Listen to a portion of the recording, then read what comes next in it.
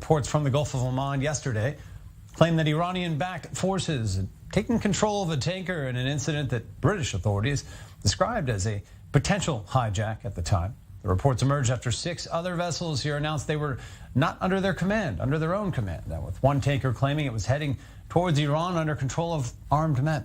Now, Tehran denies any involvement, and a spokesman from the Iranian armed forces denounced this whole episode as psychological warfare. Now, the incident comes amid heightened tensions, though, between Iran and the West after the U.S., the U.K., and Israel blamed Iran, that is, for a drone attack on an oil tanker off the coast of Oman that killed 2 people last week. Our defense correspondent Jonathan Rega joins us in the studio here. Jonathan, thanks for being with us on this. These reports have been a bit confounding since yesterday. Hard to understand what's happening here, perhaps by design. What does it look like is taking place in the Gulf of Oman? Unclear at the moment. We wish we had more answers, but we don't.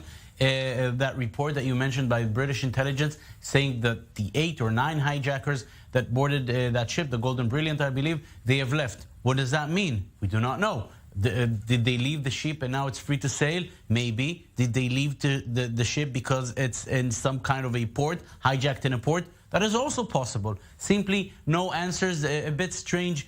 All these reports coming out for the past 15 hours or so. We do know that these 6 ships reported that they are not able to, basically they're not under their own control. Then came the reports of at least 1 ship that had armed men take them over. Now the report that those armed men are off the ship. What does that mean? We simply do not know.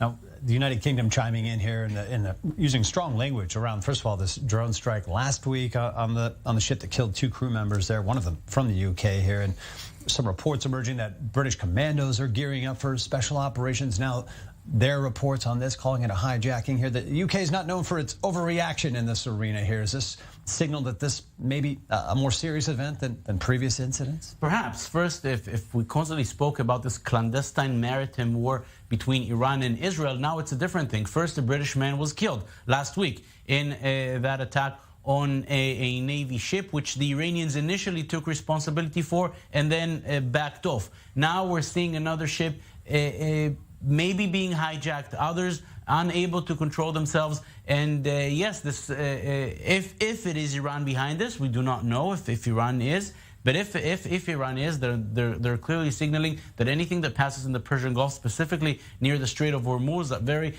narrow strait just south of the Iranian coast, basically they can show that they can disrupt any transport there. And that's, of course, is a major headache for the British, for the Americans, for anyone. Because let's remember, a lot of the world oil passes through those straits, basically the straits that lead from the Persian Gulf outside to the Indian Ocean and to the entire world. If Iran is able to block that or disrupt transportation there, that's obviously a major headache for the entire world. And this is coming now after, based on this incident last Thursday here, the deadly attack on that tanker.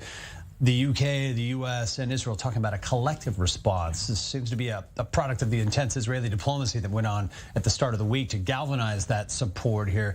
It's kind of new language being used by these powers towards Iran. Does it seem like a new era, a new chapter potentially opening in this? It could be a new chapter, because we know that the UK and especially the US used very softer rhetoric towards Iran, especially since the administration changed in Washington some 6 months ago. And now it seems that the language is tougher. Language is very nice. If it's not followed by action, then it doesn't mean much.